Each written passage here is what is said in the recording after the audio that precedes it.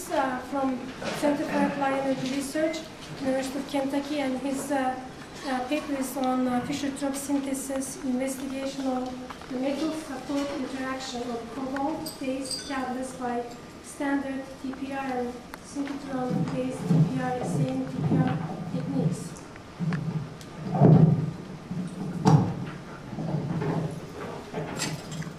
It is always organized.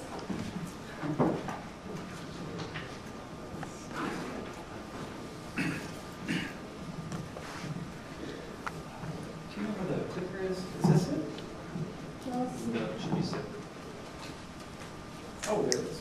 Thanks.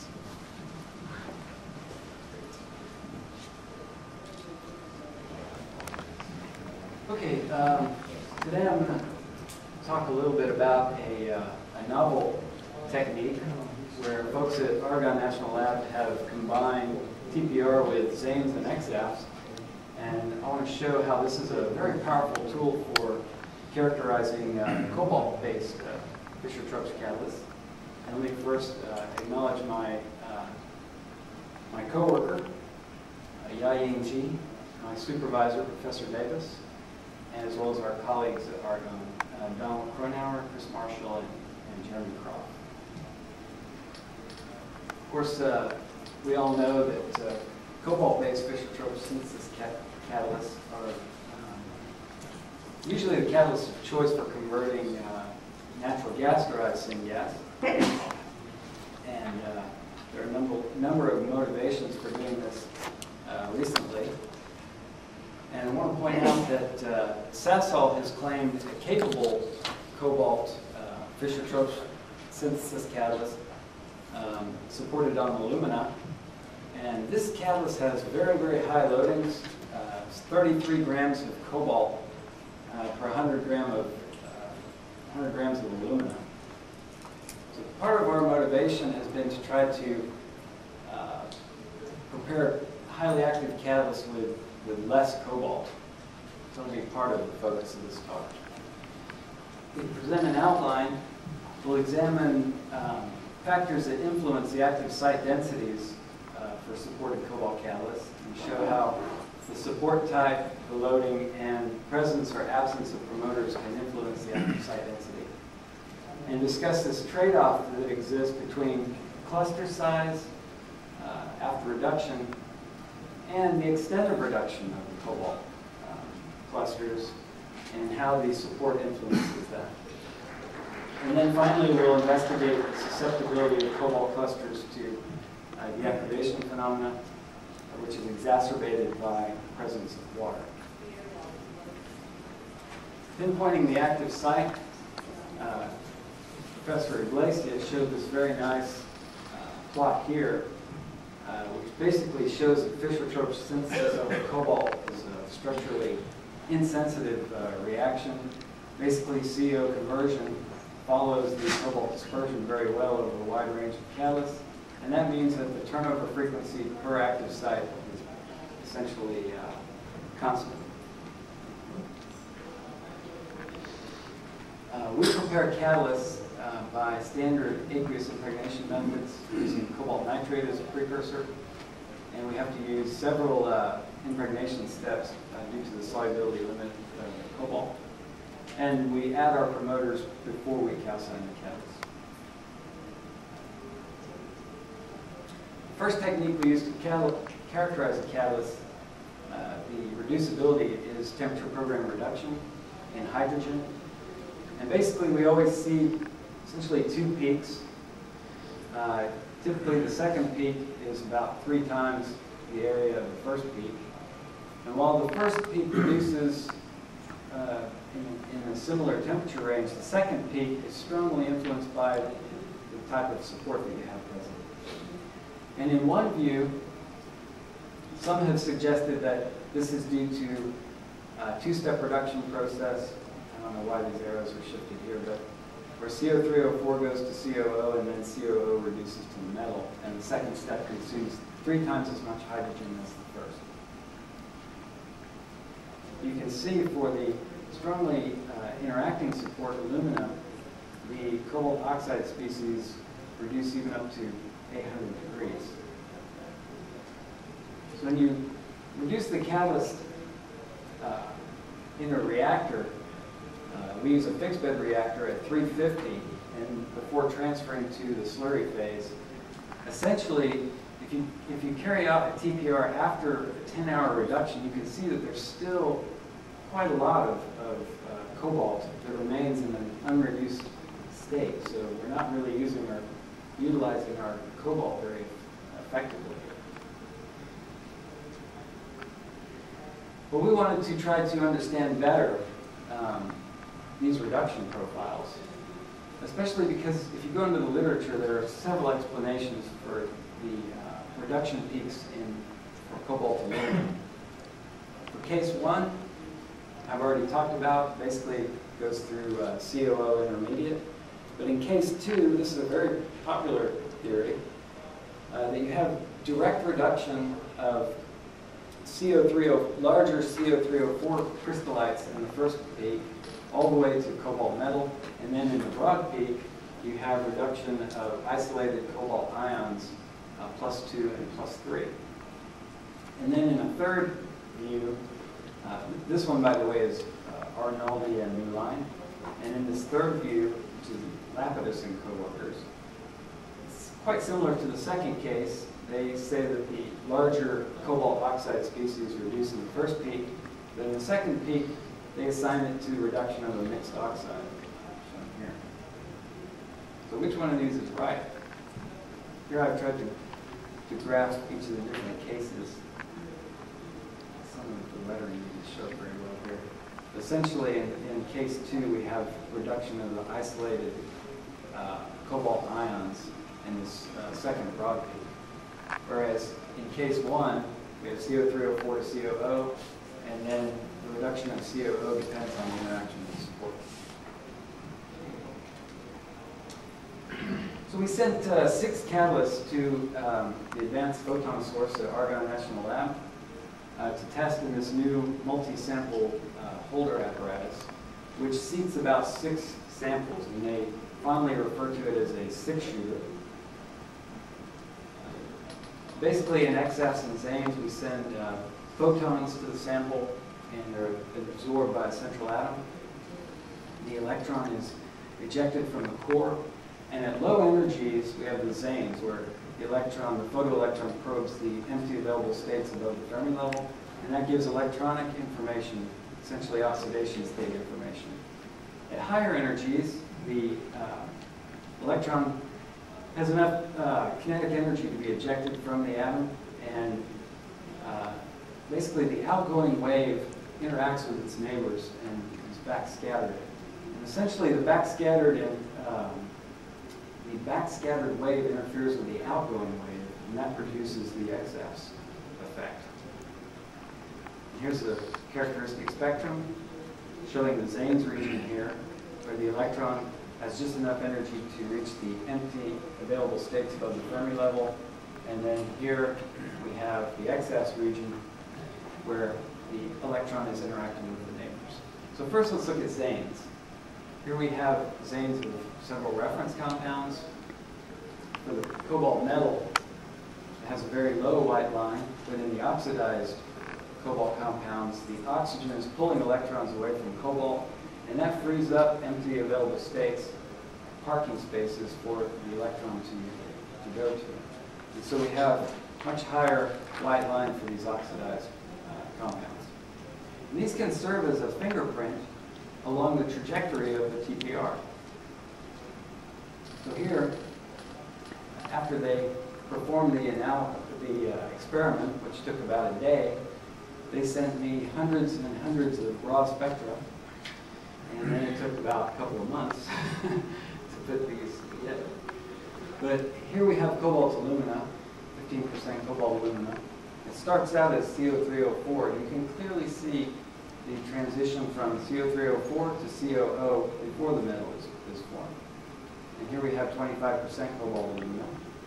And the only difference is this one occurs at slightly lower temperature because of the higher loading. Addition of platinum promoter, you can see that we still have the same transition, CO304 to COO and then the metal. And now it's occurring at much lower temperature. Here's the more heavily loaded cobalt catalyst here. So here is unpromoted and platinum. And then for the weakly interacting supported catalyst, cobalt silica and the reference, the COO is formed, but it's a very short-lived intermediate species. And then what we can do is, along the trajectory, we can do a linear combination fitting of the spectra of the catalyst with the reference compounds. And we can see that for every catalyst, we do form 100% COO at some point along the path. Now for XAFs, if you have an isolated atom, you just have an outgoing electron when it's hit with the X-rays. But if the neighbors are present, you have the XAFs effect, where the electron is scattered off of its neighbors. So for a free atom, you have no oscillations. But if the atom is located within a lattice, then it can scatter off the neighbors, and the outgoing wave and backscattered waves interfere. And so there are certain energies here where the absorptivity of the X-rays is modulated. At certain points, the outgoing and backscattered waves interfere constructively, and you have an increase in the absorptivity. At other energies, you have destructive interference, and you have a slight decrease in the absorptivity, and that creates these oscillations. And those oscillations carry information about who is around your atom, how many, and at what distance. Extracting the XAF signal is a pretty complicated process. It involves pre-edge background subtraction, determination of this edge jump, division by the height of the absorption edge, conversion into K-space. We set up some macro programs to handle a lot of this. And here are the XAFs oscillations in K-space, photoelectron wave vector space. And then after we carry out the Fourier transform, we get one form of the radial distribution function, which tells you who is around your absorber and at what distance, and also how many. So it gives information about, for example, cluster size. Here are the TPR XAFs spectra. Essentially confirms the XANES results. We start off at room temperature, and you can see cobalt-oxygen and cobalt-cobalt coordination in CO304. These three. Then, at a certain temperature, there's a transformation to COO. You can clearly see that. You can see cobalt-cobalt coordination and cobalt-oxygen coordination in COO. And then we form the metal particle. And you see the increase in cobalt-cobalt coordination in the metal. So we carried this out over the 6 samples. And essentially, in agreement with the XANES, the COO is a short-lived species on CO304 and the weakly interacting cobalt silica. You can see the COO over quite a broad range of temperature here for the unpromoted cobalt aluminum catalyst, and also for the heavier loaded one. And then also for the platinum promoted catalyst, although now you see that everything is shifted to lower temperature. After the TPR, the catalysts were cooled down, and what was observed was that the cobalt silica catalyst had the highest degree of cobalt-cobalt coordination in this first shell. That means that it has the largest cluster size. The catalyst with the strongest interaction, cobalt alumina, ended up having the smallest cluster size. Well, we've carried out other experiments at our lab. We can't always resort to synchrotron techniques to characterize a catalyst. Basically, using this hydrogen TPD pulse reoxidation technique, we obtain the same trends, where we reduce the catalyst, cool in hydrogen, and then perform a sweep with inert gas using the TPD. That counts the number of cobalt active sites, And then we need to reoxidize the catalyst by sending pulses of oxygen to determine the extent of reduction. And when you combine these two techniques, you can get an estimate of the true cluster size. So here are the calculations. The TPD sweep goes up here. This is the percent dispersion. That's a fraction of cobalt atoms, metal atoms on the surface. So the TPD sweep gives the number of atoms at the surface. And then in the denominator, we need to have the total number of metal atoms. So that's going to be the total number of atoms in the sample times the extent of reduction. And that comes from the pulse reoxidation experiment. Then using some geometrical relations, you can calculate the cluster size. So for the most weakly interacting supported catalyst, even though it has a high extent of reduction, has the lowest number of active sites. And that's because the cluster size is very large, as we observed in EXAFS. For the cobalt aluminum catalyst with low loading, despite its very low extent of reduction, it actually has the highest number of active sites because the cluster size is much smaller. And the cobalt titanium is in between. And so this shows the trade-off in reducibility and cluster size, which ultimately determines your number of active sites. So we wanted to try to promote the reduction of the cobalt aluminum and cobalt titanium catalysts. One way is to move to higher loading to try to break the interaction with the support. Other ways to facilitate reduction by adding reduction promoters like platinum, which can dissociate hydrogen at low temperature. Both of those techniques work. Here we have increasing loading effect. We're shifting to lower temperature, and this is the effect of platinum.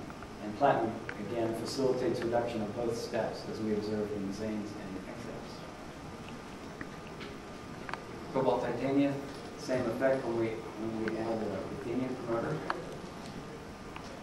And then in chemical absorption pulse reoxidation, you can see that adding the metal promoter essentially doubles our extent of reduction while the cluster size remains quite similar. And so we have a doubling of the number of active sites. And that works for a variety of promoters here, ruthenium and rhenium. For increasing loading, we also have an increase in the extent of reduction, but now we have a larger cluster size. And then here we have the effect of both. So this essentially measures the number of active sites here. For cobalt silica, you can prepare catalysts with smaller cluster size. If you forego the calcination step and do a direct reduction of the nitrate, we can produce clusters that are smaller. But now, the TPR is broadened, so you start to have reducibility problems. And then if you look at hydrogen chemabsorption pulse reoxidation for the silica catalyst, for calcined, although we have a high extent of reduction, we have a lower number of active sites.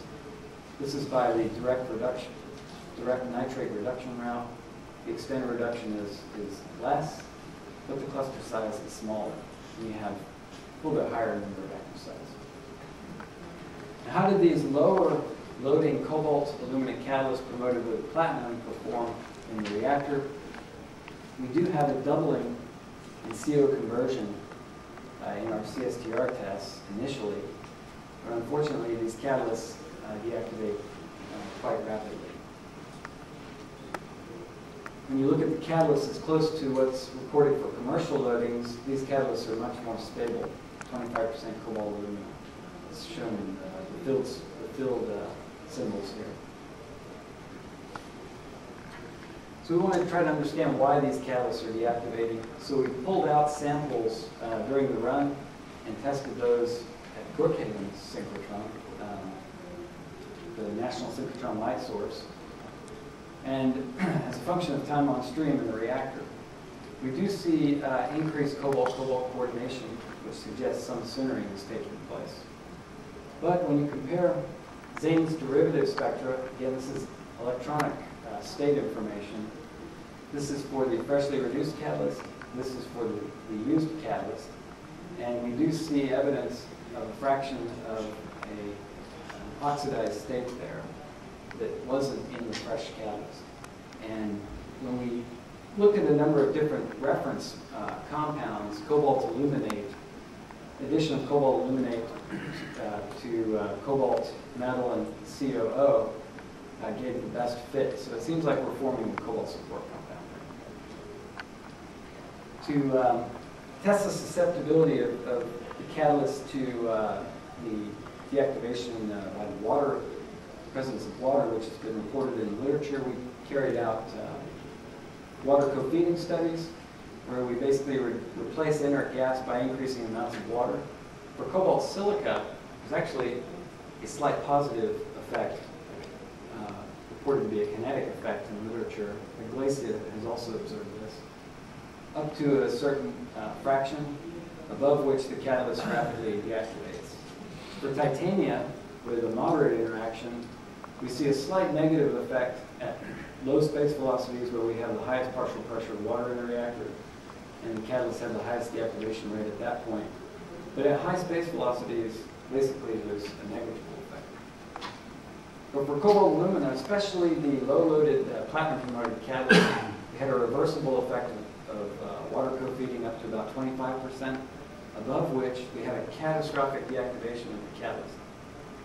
For the 25% cobalt alumina catalyst with a larger cluster size, the catalyst was more resilient and more reversible. So we pulled samples out during repeat runs and tested those at the synchrotron. And for the low-loaded platinum-promoted catalyst, we observed at the point of catastrophic deactivation a sharp increase in this feature in the XANES, which strongly resembles that of cobalt aluminate, which indicates that we probably have cobalt support compounds forming. We didn't see that for the 25% cobalt aluminate catalyst. We did see some indication that some COO had formed at very high water volume levels of added water, but the catalyst recovered when the water was switched off. In XAFS, for the low-loaded platinum-promoted catalyst, we have essentially cobalt-cobalt coordination up to 15% added water, but at 30% added water, where we have the catastrophic deactivation, we saw a decrease in cobalt-cobalt coordination and increase in cobalt-oxygen coordination, indicating we formed some kind of oxidized species. But for the 25% cobalt aluminate catalyst, essentially, we see only a 25% added water, some decrease in cobalt-cobalt coordination, but when the water was switched off, it recovered. Another interesting finding, and this is the last thing, is for the low-loaded cobalt aluminate catalyst promoted with platinum, we saw a jump in CO2 selectivity when we reached the point of catastrophic deactivation. And I said in an earlier talk given today, cobalt essentially has very little intrinsic water gas shift activity, but oxidized species of cobalt actually do have water gas shift activity, so that again confirms that we have some kind of oxidized species forming. And the fact that it doesn't re-reduce when we switch the water off suggests it could be some kind of cobalt aluminate type species, which is quite irreducible. So in conclusion, I want to point out this TPR XANES EXAFS tool carried out at Argonne is a very powerful tool for trying to understand what your TPR means, your conventional TPR. We find that cobalt catalyst reduction proceeds through intermediate COO, and although a smaller cluster size is produced on the more strongly interacting support alumina, the reducibility is much lower. You can facilitate reduction by adding promoters to the catalyst, but there is some sort of a size effect that you really don't want to go to. Those catalysts that deactivated very strongly had clusters of around like 5 to 6 nanometers as measured by our TPV pulse reoxidation tests. And in those catalysts, we observed the formation of cobalt support compounds. More robust catalysts can be prepared by increasing the loadings and overcoming the detrimental impact of water. And those results are consistent with a design above 10 nanometer threshold. And finally, other acknowledgments. My coworkers at CAR, the national labs, Brookhaven and Argonne, some help with the analysis from the University of Oklahoma, and also funding sources, Department of Energy, fossil fuels, and basic energy sciences, and also MERCAT and Commonwealth of Kentucky. If you have any questions, I'd be happy to try to answer those.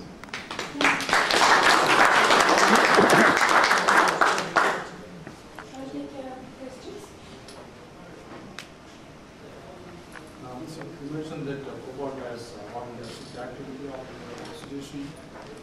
Yes. What is the oxidation of cobalt? Stone plus or plus? Which oxide species? Yeah. In that case, we think that we have some sort of cobalt aluminate, some type of cobalt support complex forming, because when we switch the water off, the catalyst does not recover. You still have the cobalt-oxygen bonds and the decreased cobalt-cobalt coordination in XAFs. And also, that's the case where you see the big jump in CO2 selectivity. And in XANES, we observe this feature which seems to resemble cobalt aluminate in that case. So for the catalyst where we've reached this catastrophic point of deactivation, that's where we're seeing the high CO2 selectivity at high levels of added water. Why a so low temperature there, 210? Why so low? Why so low? Well, And why a so low conversion also? I mean, 30%. Why you choose a conversion of why you choose, when you decided to work at a conversion of 30% and so a temperature of 210? There is a reason, or? well, usually we carry out tests at not so high a conversion because therefore you have a lot of high partial pressure of water. You know, because FT produces water as one of the products. But you can dilute it also. You can use, for example, I don't know. So, however, okay. Well, your answer is we are studying the impact of water in this study. So, and the 210 degrees is a typical temperature range for producing the longer hydrocarbons. Oh, no, but at 210 you can operate industry at 210. Well, it depends on what you're making. Huh? It depends on what you're making. I mean, if you want to make fuels, you're going to operate in one range. If you want to make waxes and heavy hydrocarbons, you're going to want to operate in a different range.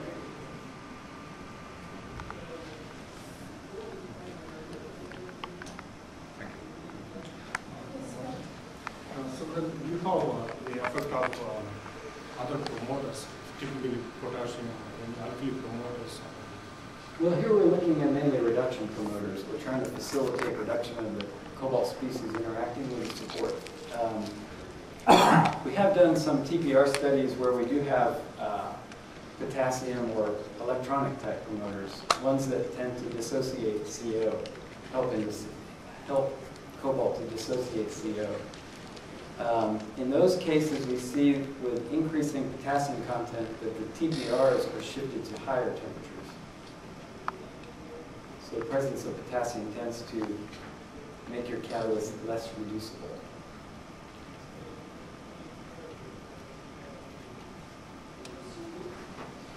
I have a question. Yes.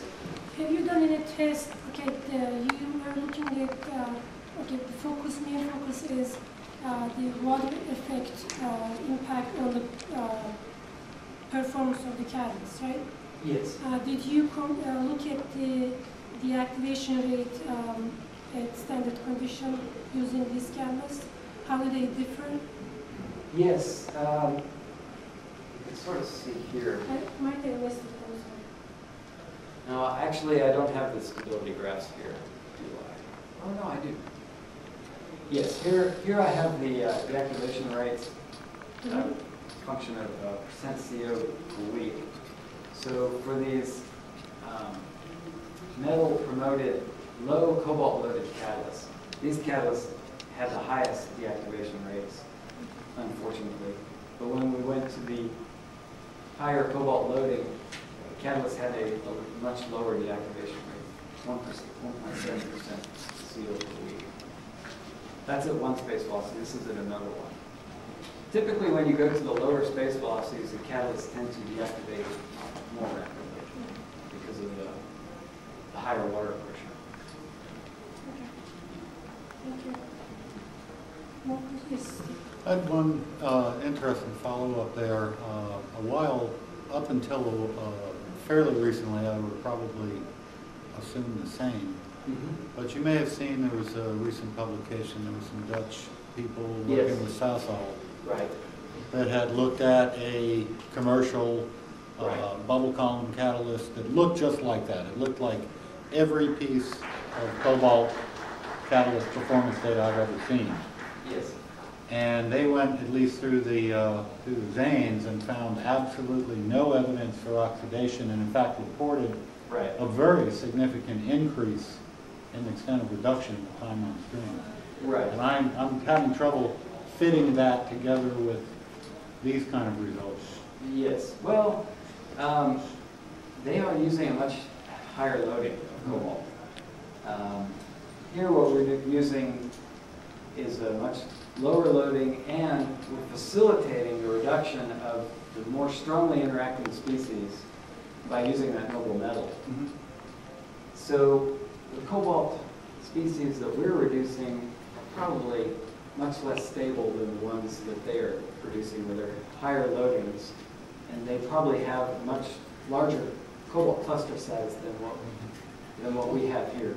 But again, just from a backing up and just looking at the overall perspective, it looks exactly the same if you look at the results.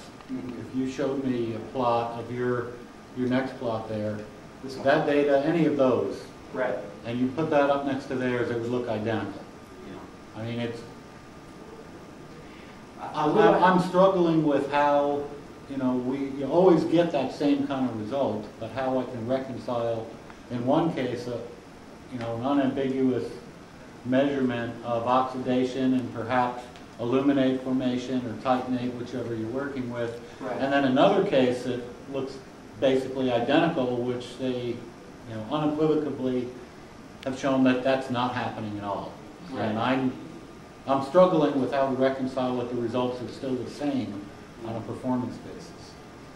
Yeah, I agree, and there are several people who have looked at oxidation, like Holman's group in Norway and Goodwin's group, and they do see a formation of cobalt support compounds with these strongly interacting supports.